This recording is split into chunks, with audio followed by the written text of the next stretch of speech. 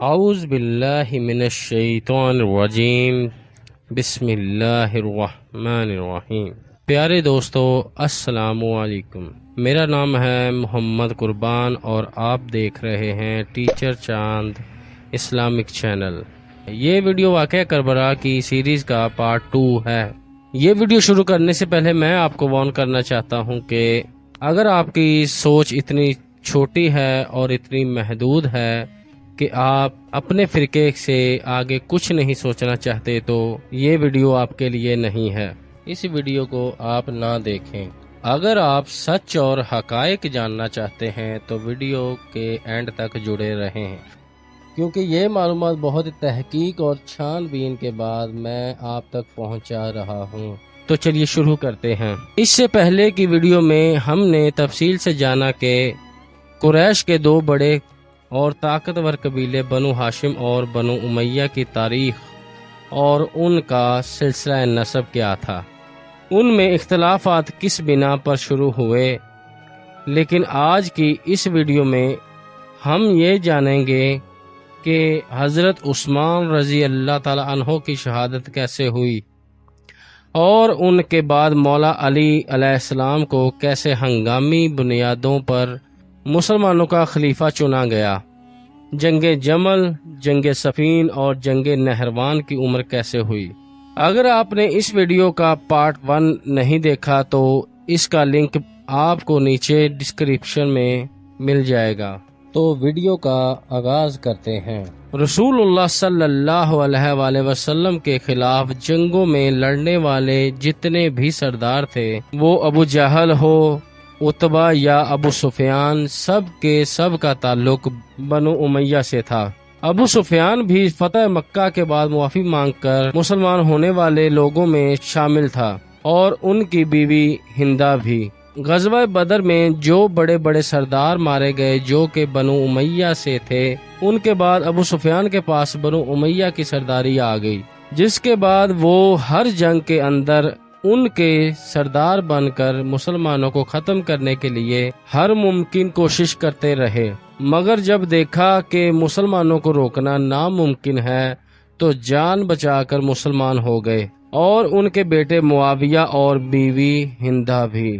حضرت عمر نے ان فتنوں اور خاندانی دشمنی کو روکے رکھا، کیونکہ آپ کا تعلق بھی بنی ہاشم کے خاندان بنی عادی سے تھا۔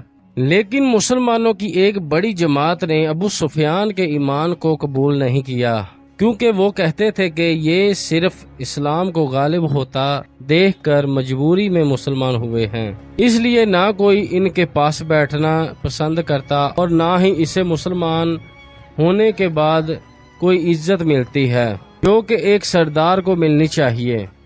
اس لیے ایک روز وہ نبی پاک صلی اللہ علیہ وآلہ وسلم کی بارگاہ میں حاضر ہو کر اپنی یہی کھوئی ہوئی عزت کو مسلمانوں کے اندر بحال کرنے کے لیے درخواست کرنے کے لیے پہنچے کہ آپ میری بیٹی ام حبیبہ سے شادی کر لیں تاکہ میں بھی حضرت ابو بکر صدیق اور حضرت عمر کی طرح سسر کا درجہ حاصل کر کے مسلمانوں کے اندر اپنی عزت کو بڑھا سکوں، اور دوسرا مجھے بھی امیر بنا کر مسلمانوں کے ساتھ کچھ جنگوں کے اندر بھیج دیں، اور تیسرا یہ کہ میرا بیٹا معاویہ جو کہ پڑھنا لکھنا جانتا ہے، آپ اسے کاتب وحی رکھ لیں۔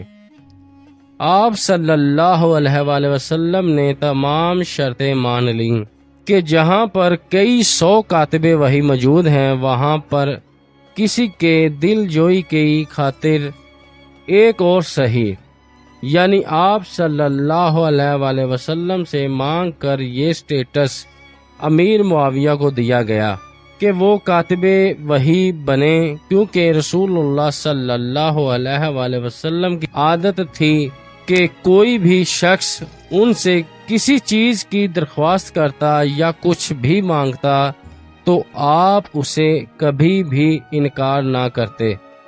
نبی کریم صلی اللہ علیہ وآلہ وسلم نے ایک بار معاویہ کو کسی ضروری کام سے طلب کیا تو جواب ملا کہ وہ کھانا کھا رہے ہیں۔ دوسری بار کچھ ٹائم کے بعد پھر بلایا تو جواب آیا کہ ابھی تک کھانا کھا رہے ہیں۔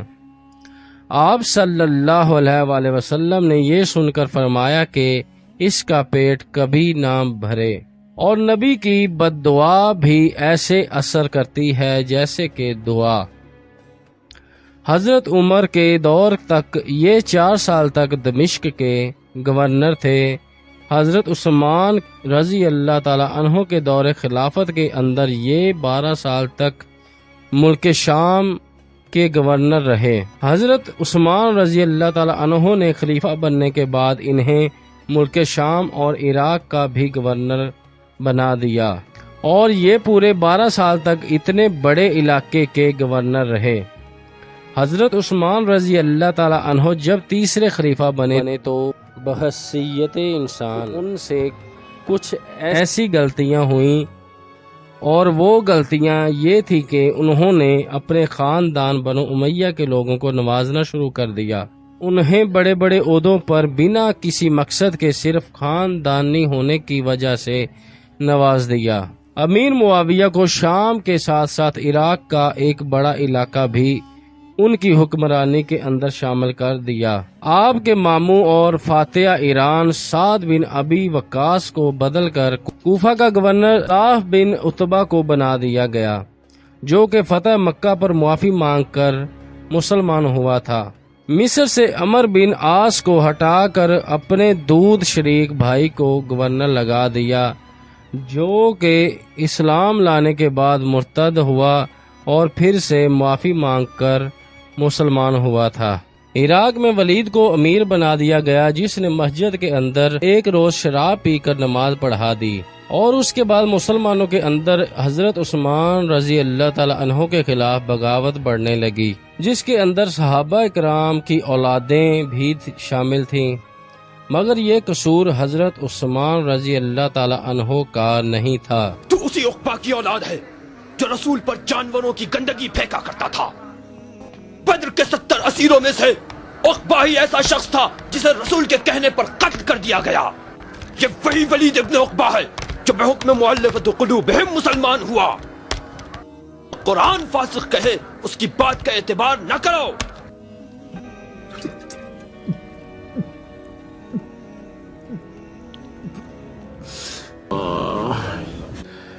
پیتے جا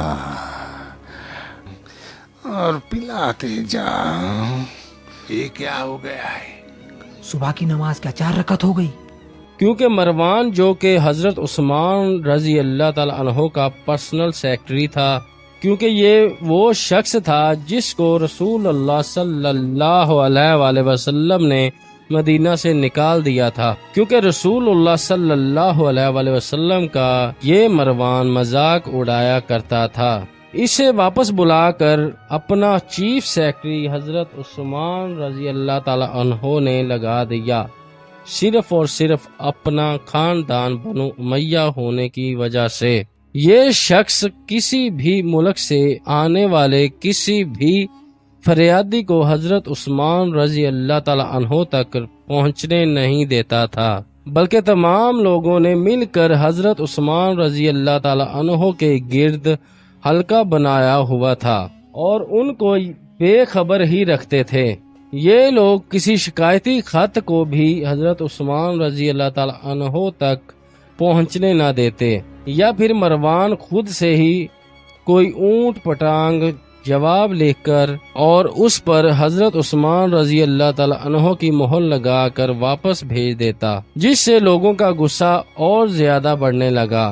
بنو امیہ کے گورنرز نے لوگوں کا جینا حرام کر رکھا تھا، اور یہ بات تب کھلی جب ولید کا واقعہ ہوا، یعنی اس نے شراب پی کر فجر کی نماز پڑھائی اور ایک سوالی شکایت لے کر مدینہ پہنچا۔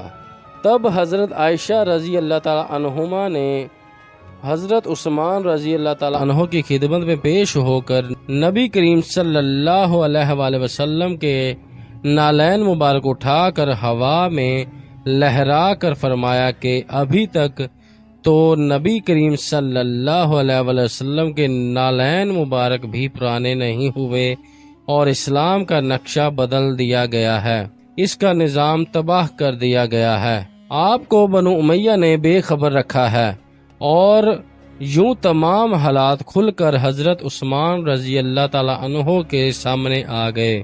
ان کو اصل حالات کی خبر ہوئی اور انہوں نے ولید کو بلا کر کوڑے لگوائے، لیکن اب تک بہت دیر ہو چکی تھی۔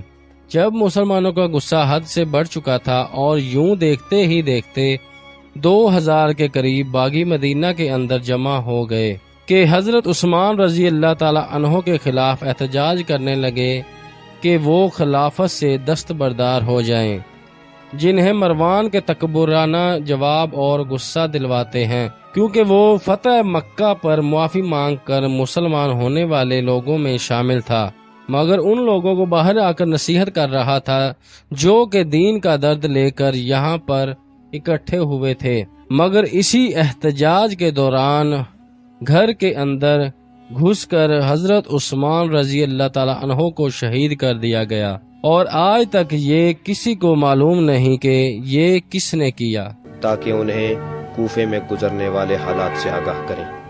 لیکن مروان ابن حکم اور ابو سفیان شکایت کرنے والوں کی بات خلیفہ تک پہنچنے میں مانع قرار پائی۔ شکایت لے کر آنے والے لوگ ام المؤمنین عائشہ کی خدمت میں چلے گئے۔ انہوں نے خلیفہ سے سخت بحث و مجادلہ کیا اور رسول اکرم کی نالین ہاتھ میں لے کر فریادیں بلند۔ میں ہوں مروان، مصر کے بلوائیوں کے قتل کا فرمان میں نے جاری کیا ہے، خلیفہ کا اس میں کوئی دخل نہیں ہے۔ تم اسی قوم و قبیلے سے ہو جسے مردانگی میں صرف داڑھی ملی ہے، اور ہاتھوں میں چوڑی پہن کر گالوں میں لالی لگا کر گھروں میں بیٹھ جاؤ تو اور بھی بھلے لگو گے۔ چلے جاؤ، ورنہ اگر میری تلوار نکل آئی تو اکیلا نامردوں کے ایک لشکر کو پچھاڑ دوں گا۔ ایسے رجس تو بارہا جنگ کے میدانوں میں تیرے باپ دادا کے منہ سے بھی سن چکا ہوں۔ یہ تمہارے باپ داداؤں کا غرور جاہلیت ہے جو تمہیں اپنے کیے سے نادم ہونے نہیں دیتا۔ حضرت علی علیہ السلام بھی حضرت عثمان کی اس پالیسی سے ناراض رہتے تھے اور انہیں سمجھاتے بھی تھے، مگر اس کے بعد خاموش ہو گئے۔ مگر جب احتجاج کرنے والے لوگوں نے حضرت عثمان رضی اللہ تعالی عنہ کے گھر کا محاصرہ کیا تو حضرت علی نے اپنے دونوں بیٹوں حسن اور حسین کو ان کی حفاظت پر لگا دیا۔ بلوائی اگر خلیفہ کو نکالنا چاہیں تو بنی ہاشم ایسا نہیں ہونے دیں گے۔ میرے بھائی حسن، حسین اور عباس بھی دروازے پر کھڑے ہیں۔ جوانان بنی ہاشم اجازت نہیں دیں گے کہ خلیفہ پر ذرہ برابر بھی آنچ آ سکے۔ اوہ علی علی علی علی، نہ جینے دیں گے نہ چین سے مرنے دیں گے۔ علی اگر اتنے ہی خیر خواہ ہیں تو بلوائیوں کو کیوں نہیں نکالتے؟ بلوائی تو چلے گئے تھے، وہ خط جو تم نے خلیفہ کے خون سے لکھا اس نے انہیں لوٹنے پر مجبور کر دیا۔ تف ہے بنی امیہ پر کہ وہ بیٹھے رہیں اور بنی ہاشم ان کے گھر کی حفاظت کرے۔ دیکھتا ہوں موت مروان کا کیا بگاڑ لے گی، یہ ذلت برداشت نہیں ہوتی۔ کیونکہ خلیفہ وقت کی حفاظت کرنا ان پر لازم تھا۔ حضرت عثمان رضی اللہ تعالی عنہ کی بلوائیاں یعنی باغی لوگ کے ہاتھوں شہادت کے بعد حضرت علی علیہ السلام کو ہنگامی بنیادوں پر خلیفہ چننے کے لیے لوگ اکٹھا ہو گئے، حالانکہ حضرت علی یہ بالکل نہیں چاہتے تھے، اور وہ یہ جانتے تھے کہ حالات خراب کر کے ان کے حوالے کیے جا رہے ہیں، جنہیں سدھارنا انتہائی مشکل ہے، کیونکہ اس وقت دو خاندانوں کی دشمنی کو ہوا دی جا چکی ہے جو کہ آسانی سے ختم نہیں ہوگی۔ لیکن مسلمانوں کو اس حالت کے اندر اکیلے چھوڑ دینا بھی حضرت علی علیہ السلام کو بھلا کہاں برداشت تھا، لہذا آپ نے یہ خلافت قبول کر لی اور آتے ہی سب سے پہلے یہ حکم دیا کہ جن جن لوگوں کو حضرت عثمان نے امیر بنایا تھا اور جس جس علاقے کا، وہ سب کے سب اپنے عہدے سے معزول ہیں، کیونکہ یہی لوگ امت کے اندر فساد کی وجہ بنے ہیں۔ اور ظاہر ہے حضرت علی علیہ السلام کا مطلب تھا بنو امیہ سے۔ اب ایک بار پھر سے حکومت حضرت علی علیہ السلام کے آنے سے بنو امیہ سے نکل کر بنو ہاشم کے اندر ایک بار پھر سے آ گئی تھی۔ جب یہ خبر امیر شام یعنی معاویہ کے پاس پہنچی تو انہوں نے یہ کہہ کر حکومت چھوڑنے سے انکار کر دیا کہ جب تک عثمان کے قاتلوں کو پکڑ کر سزا نہ دی جائے وہ حکومت کو نہیں چھوڑیں گے۔ حضرت علی علیہ السلام نے جواب دیا کہ پہلے میری حکومت کو مضبوط ہونے دو، مسلمانوں کو تقسیم سے نکل کر ایک کرنے دو، اس کے بعد اعتماد بحال کرنے دو، اس کے بعد وعدہ کرتا ہوں کہ ایک ایک شناخت کر کے ایک ایک کو سزا دوں گا، اور ایک قانون کے تحت یہ معاملہ عدالت کے اندر جائے گا، اور جس پر گواہی ثابت ہو اس سے قصاص لیا جائے گا۔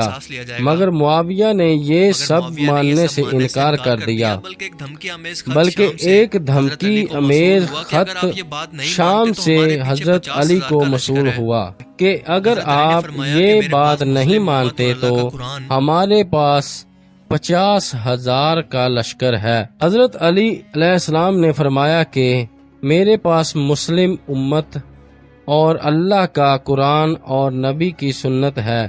رسول اللہ صلی اللہ علیہ وآلہ وسلم نے پہلے ہی فرمایا تھا کہ میرے بعد تم بہت زیادہ فتنہ دیکھو گے، اور جب یہ وقت آئے تو تم پر میری سنت اور قرآن کی تعلیم لازم ہے، اسے دانتوں سے پکڑ لینا۔ قرآن میں بھی ہے کہ اللہ اور اس کے رسول اور اپنے حکمران کی اطاعت کرو، جو کہ حضرت علی کو حق پر ثابت کرتی ہے۔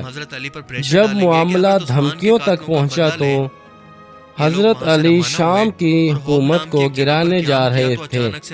حضرت علی علیہ السلام شام کی حکومت کو گرانے جا رہے تھے کہ حضرت طلحہ اور زبیر مکہ سے مدینہ چلے گئے، اور وہاں پر حضرت عائشہ رضی اللہ تعالی عنہما سے مل کر کہا کہ آپ ہمارے ساتھ بصرہ چلیں، وہاں پر معاویہ کے لشکر سے مل کر ہم حضرت علی پر پریشر ڈالیں گے کہ حضرت عثمان رضی اللہ تعالی عنہ کے قاتلوں کا بدلہ لیں۔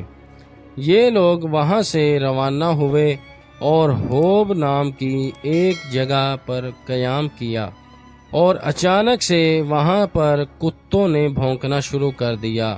حضرت عائشہ نے پوچھا کہ یہ کون سی جگہ ہے؟ جواب ملا کہ ہوب۔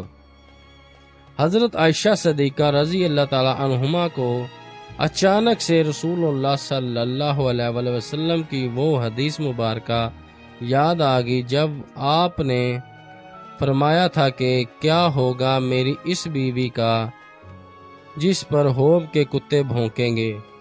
حضرت عائشہ رضی اللہ تعالی عنہما نے فوراً سے کہا کہ یہاں سے چلو، مگر طلحہ اور زبیر نے آپ سے گزارش کی کہ ہم تو امیر معاویہ اور علی کے درمیان صلح کروانے کی غرض سے جا رہے ہیں کہ ان دونوں کے درمیان جنگ نہ ہو، لیکن ہمارے واپس جانے سے یہ جنگ ہو جاتی ہے تو کیا آپ تب بھی خاموش رہیں گی؟ اب معاملات ختم ہو رہے تھے، آہستہ آہستہ معاملات صلح کی طرف جا رہے تھے، لیکن مروان نے یہ شرارت کی اور رات کے اندھیرے کے اندر دونوں مسلمانوں کے لشکر کو ایک دوسرے سے لڑوا دیا تاکہ دونوں کو لگے کہ سامنے والوں نے پہلے حملہ کیا، اور اسی لڑائی کے اندر رات کے اندھیرے میں تقریباً 10,000 لوگ ایک دوسرے کو قتل کرتے ہوئے مارے گئے، لیکن حضرت علی جنگ جیت گئے اور حضرت عائشہ صدیقہ رضی اللہ تعالی عنہما کو عزت سے مدینہ روانہ کیا اور مسلمانوں کو مال غنیمت لوٹنے سے بھی منع کیا۔ حضرت عائشہ صدیقہ ہمیشہ اپنی اس غلطی پر روتی رہتی تھی کہ مجھ سے بہت بڑی بدعت ہوئی، اور اس لیے مجھے حجرے عائشہ کے اندر دفن ہونے کا کوئی حق نہیں، بلکہ جنت البقیع کے اندر مجھے اپنی سوتنوں کے ساتھ دفن کیا جائے، جہاں پر آج بھی ان کی قبر ہے۔ اب یہاں پر جنگ جمل کے اندر شہید ہونے والے فوجیوں کے اندر زیادہ تر تعداد تھی کوفہ عراق کے لوگوں کی، جہاں پر صف ماتم بچھا ہوا تھا۔ یہ سب لوگ حضرت علی کو قصوروار ٹھہرا رہے تھے، انہیں گالیاں دے رہے تھے، مگر حضرت علی نے فوج کو خاموش رہنے کا حکم دیا کہ پلٹ کر کوئی جواب مت دینا، کیونکہ ان کے دل دکھے ہوئے ہیں۔ اس کے بعد حضرت علی کی فوج عراق اور شام کے درمیان ایک جگہ پر پہنچی جہاں پر معاویہ کی شام کی فوج سے جنگ ہونا تھی، جس کو کہتے ہیں صفین۔ حضرت علی تقریباً یہ لڑائی جیت چکے تھے، مگر عمر بن عاص نے معاویہ کو یہ مشورہ دیا کہ ایسا کرو کہ قرآن سر پر اٹھا کر لوگوں کے درمیان یہ اعلان کرو کہ یہ قرآن ہی ہمارے درمیان فیصلہ کرے گا، اگر بات نہ بھی بنی تو کم از کم علی کی فوج کے اندر پھوٹ تو پڑ جائے گی اور ہم دوبارہ اپنی فوج کو اکٹھا کر لیں گے۔ اور ایسا ہی کیا گیا۔ حضرت علی کی فوج کے لوگ تقسیم ہو گئے، جس کے بعد حضرت علی مدینہ واپس آ گئے اور ایک بار پھر سے شام کی فوج پر حملہ کرنے کے لیے تیاریاں شروع کر دیں۔ اسی دوران یہاں پر ایک نئے فتنے کا آغاز ہوا اور تقریباً 4000 لوگوں نے یہ تعویل نکال لی کہ حکومت تو صرف اللہ کی ہے، کوئی انسان بھلا حکمرانی کیسے کر سکتا ہے، اور یہ سوچ کر انہوں نے کہا کہ معاویہ اور علی دونوں مرتد اور کافر ہیں، ان دونوں کو قتل کر دو۔ حضرت علی کو ان سے بھی جنگ کرنا پڑی، جسے کہتے ہیں جنگ نہروان۔ اب مسلمانوں کی حکومت 2 حصوں کے اندر تقسیم ہو چکی تھی، ایک حضرت علی علیہ السلام کی جن کے پاس عرب سرزمین کے خلافت تھی، اور دوسری طرف عمر بن عاص اور امیر معاویہ کی شام کے اور عراق کی حکومت، اور ظاہر ہے یہاں پر حضرت علی حق پر تھے۔ جب اعجاز مقدس یعنی مکہ اور مدینہ کے لوگوں نے حضرت علی کو خلیفہ چنا تو ہر ایک پر ان کی اطاعت واجب تھی، چاہے وہ کتنے ہی بڑے درجے کا صحابی کیوں نہ ہو۔ حضرت علی متفقہ طور پر مسلمانوں کے خلیفہ چنے گئے تھے، مگر امیر معاویہ نے حکومت وقت کا حکم نہ مان کر بغاوت کی تھی، جو کہ قرآن اور حدیث کا انکار تھا۔ رسول اللہ صلی اللہ علیہ وآلہ وسلم نے اپنے صحابہ کو ایک بار فرمایا تھا کہ تم میں سے ایک شخص ایسا بھی ہے جس کو میرے دین کی تعویل کی خاطر یعنی قرآن کی تعلیمات اور ان کو سمجھانے کے لیے مسلمانوں کے خلاف تلوار اٹھانا پڑے گی، اور وہ حضرت علی تھے، جن کی طرف آپ صلی اللہ علیہ وآلہ وسلم نے اشارہ کر کے فرمایا کہ وہ شخص ہوگا جو کہ سامنے بیٹھا میری جوتیاں گانٹ رہا ہے۔ صحابہ بھاگتے ہوئے حضرت علی کی طرف بڑھے اور انہوں نے سن کر ایسا ری ایکشن کیا کہ جیسے انہیں یہ سب پہلے سے معلوم تھا۔ وہ اس بات کو جانتے تھے۔ اور اس کے بعد حدیث عمار، جب حضرت عمار مسجد نبوی کی تعمیر کے اندر بڑھ چڑھ کر کام کر رہے تھے، 2 پتھر اٹھا کر اپنے کندھوں پر جوش و جذبے سے اس کی تعمیر میں لگے ہوئے تھے، تب آپ صلی اللہ علیہ وآلہ وسلم نے انہیں دیکھ کر فرمایا کہ اے سمیہ کے بیٹے، کیا ہوگا جب تجھے ایک باغی جماعت قتل کرے گی؟ تم اسے اللہ کے راستے پر اور جنت کی طرف بلاؤ گے، لیکن وہ تمہیں جہنم کی طرف بلائے گی۔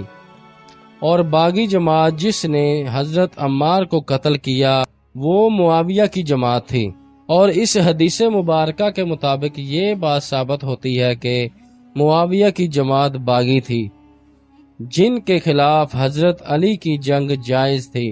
دوسری بات یہ کہ معاویہ تو حضرت عثمان رضی اللہ تعالی عنہ کے قتل کے قصاص یعنی بدلے کے وارث ہی نہیں تھے، صرف ایک خاندان کے فرد تھے۔ ان کا سلسلہ نسب آپ خود دیکھ لیں کہ کتنا زیادہ فاصلہ ہے، یعنی یہ دور کے کزن ہیں جن کا وراثت کے اندر بھی کوئی حق نہیں بنتا۔ حضرت عثمان رضی اللہ تعالیٰ عنہ کی اولاد نے بھی ایسا کوئی دعویٰ نہیں کیا، حالانکہ وہ اس وقت ایسا کر سکتے تھے، قصاص کا بھی ایک الگ سے قانون کا نظام ہے۔ خود سے قانون کو ہاتھ میں لینا یہ کس طرح کا بدلہ لینا تھا؟ حضرت علی وہ ہستی ہیں جنہوں نے اسلام کو زیرو سے دیکھ کر 3 بر اعظموں کے اندر پھیلتے ہوئے دیکھا تھا، اور اب بڑھاپے میں وہ یہ وقت دیکھ رہے ہیں کہ جنگ کے اندر مسلمان ایک دوسرے کو قتل کر رہے ہیں، تقسیم ہو چکے ہیں، فساد اور پھوٹ پڑ چکی ہے، اسلام کا شیرازہ بکھر رہا ہے۔ اس لیے یہ جنگ کے اندر بھی آپ کے مخالف آنے والوں کی لاشوں پر بیٹھ کر آپ بہت رویا کرتے، یا مدینہ کے پاس کنویں کے قریب بیٹھ کر جہاں پر کوئی بھی شخص آپ کو نہ دیکھ سکے آپ روتے رہتے اور یہ دعا کرتے، اے اللہ معاویہ اور اس کے شیعہ کو تباہ کر، جس نے مسلمانوں میں فساد اور پھوٹ ڈالی اور اس خلافت کے نظام کو توڑ کر بادشاہت کے نظام کی بنیاد رکھی، اس کا اور میرا فیصلہ اب قیامت کے روز ہی ہوگا۔ حضرت علی کے دور کے اندر 5 سال تک معاویہ نے حضرت علی سے جنگ کی، اور 40 ہجری کے اندر رمضان المبارک کے اندر انہی باغیوں کے ہاتھوں حضرت علی کی شہادت ہو جاتی ہے۔